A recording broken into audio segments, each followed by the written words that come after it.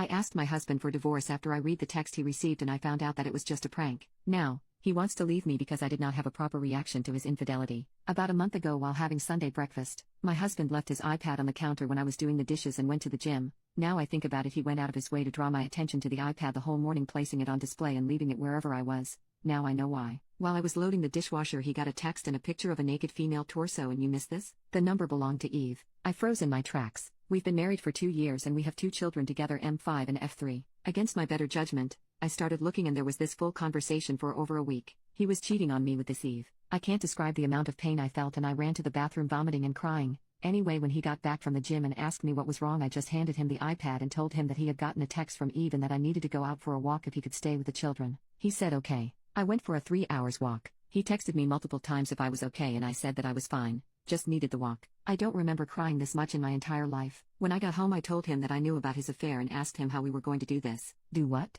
I told him that we obviously couldn't stay married but that I needed to know how we were going to do this with the least damage possible to the children. I told him that since he has his parents living near he could move out and let me stay with the children for now until we separated. Is that really all your reaction? Are you effing serious right now? I just looked at him all puzzled. What did he mean by this? I told him that I couldn't discuss this now because I was exhausted. He started yelling that I was so careless and cold. My reaction to his infidelity wasn't the proper reaction, or at least not the one he expected. He then shoved the iPad in my hands and asked me to call Eve. I refused and ran to our room because I couldn't believe how cruel he was being, wanting me to call his mistress. Effing call the number. I did. The number belonged to his friend and he was laughing on the other line saying it was all a prank. It took me a few moments to get it, but then I started crying. My husband was livid at the way I handled the prank. He was disappointed that I didn't care enough. I don't know what he wanted me to do. He couldn't explain how he expected me to act. He just yelled that he didn't expect this. Now a month later he's still so cold and distant with me. I tried to apologize and explain that I was hurt but shocked because that wasn't him. I tried to explain that I just didn't want to hurt our children. I told him that I loved him so much and that if that was something true it would have broken me.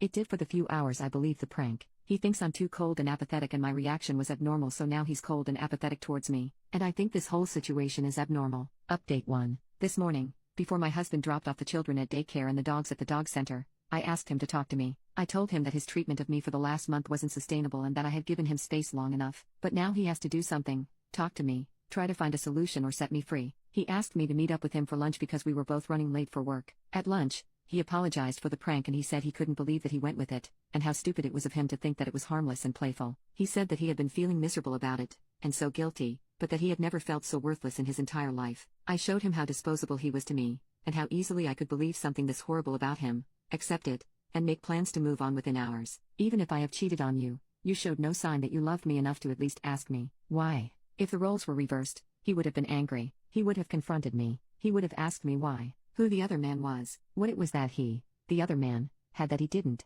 and so on. I told him I was thinking all of these things, but I had other priorities, like the stability of my children's family life, and the hurt it would cause them to have divorced parents. Because he knew me well enough to understand that I would never forgive a cheater, I pushed away my anger and feelings of disappointment because all I was thinking of was how we could provide our children the best life with 2 homes. I was eventually going to process the anger and hurt. I knew I had all the time later for grief and rage, so he told me that he wanted to move out to his parents, but that he wasn't sure how to manage without seeing the children every day. So I suggested that he could pick them up from daycare every day since I work later than him. I could pick them up from my in-laws after work. I also suggested that we could split the weekend. He was silent while I was planning. He then said I love you and kissed me and hugged me for a long while, for the first time in weeks. When I got home after picking up the children and the dogs, he was already gone with his clothes. He texted me around 11 p.m. saying that he couldn't believe that I was doing it again and that he was done. I called him and he told me I was, again, a matter of fact and unemotional. I seemed unfazed, like him moving out wasn't a big deal. He felt redundant again and disposable and unnecessary in my life. I told him this was so unfair, because I'd missed him,